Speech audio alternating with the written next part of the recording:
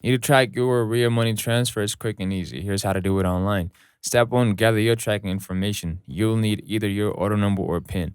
If you send the money, you can find this in your email confirmation or by logging into your RIA account and viewing the transfer details. If you are the recipient, the sender should have shared this information with you. Now, step two, you visit the RIA tracking page. Go to the official RIA money transfer tracking page for your country. For example, in US, visit the site that you could see on the screen. Step three, enter your tracking information. On the tracking page, your order number or PIN into the provided field. Then click track transfer to see the status of your transfer. Step four, review the transfer status. You'll be shown the current status of your transfer, such as transfer submitted, the money is on its way, ready for pickup delivered. Step five, share the status with your recipient.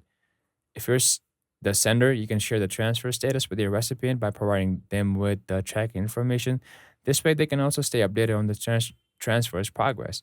If you encounter any issues or need further assistance, you can contact RIA customer support through their website or app. If this guide helped you, give it a like, subscribe for more quick tutorials, and turn on notifications so you never miss an update.